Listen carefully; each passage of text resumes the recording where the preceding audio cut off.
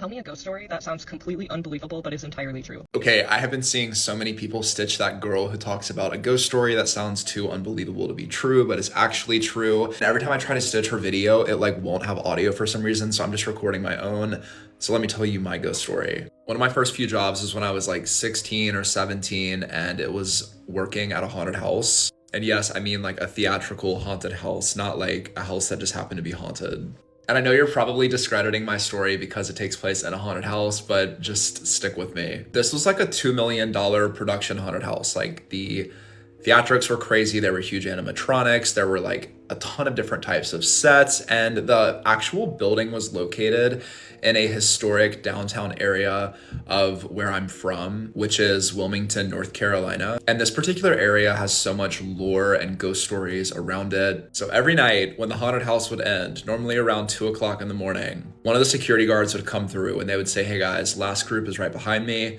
After this, we're done. Just let us know that like once that next group comes through, we don't have to be like on guard and waiting for more people." So one night in particular, the security guard came through like usual to say, "Hey, next group is coming through and they're the last one, so we're finished after that." I was like, "Cool, sounds good." So I'm waiting and like 10, 15 minutes goes by. The group is nowhere to be seen. So anyway, I'm waiting and then finally decide like, okay, let me go like ask one of the other actors like what's going on, or if they've like seen a group or like a group is coming. Because normally it doesn't take this long. Like when the security guard comes through, it's just like immediately group comes like right after him.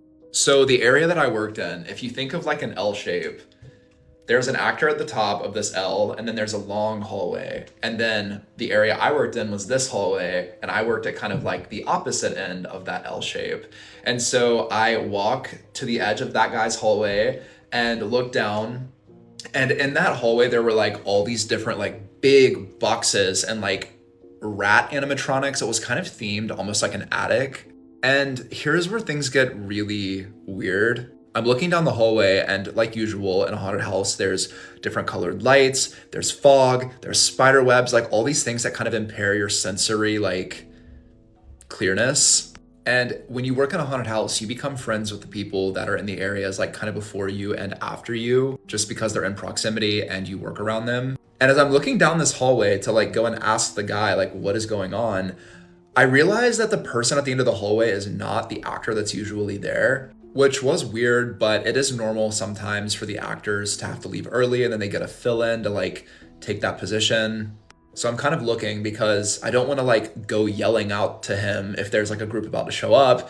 And I'm like realizing, okay, it's like clear for me to go and ask because he's just standing there like staring at me. I think he was like a dark shadow, like really tall. And I mean, I am 6'3", and this person was probably like up to here, which also was weird, but I didn't think too deeply into it at the time. So I kind of go midway down the hallway, and right when I go to talk, the like person moves a little bit and the motion censored animatronic rats like go off like crazy. So I kind of like back up a bit because I'm like, oh, maybe a group is coming, I don't know. But then he's just standing there staring at me and no group comes. So I'm like, hey, like is a group coming or have you seen anyone?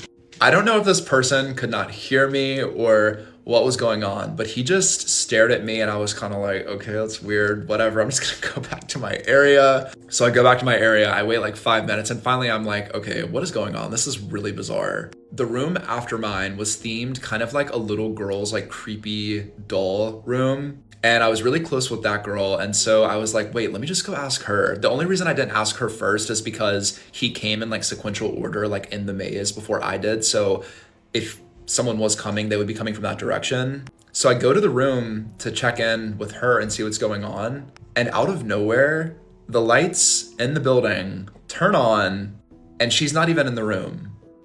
I was so confused and was like, what just happened? And also like, where is this actress that's normally in here? I start hearing like talking and ruckus and like that kind of thing. I walk outside and like every night, all the actors are outside. And my friend who was normally in that room, I was like, hey, I'm so confused. Like what just happened? I like the last group never came through and I didn't see them. And she was like, yeah, they did. They walked through, which made me feel like I was being gaslit. I was like, is this like a prank or like what is going on? And then even weirder, I could not find anyone in that group that was that tall that looked like the figure at the end of that hallway.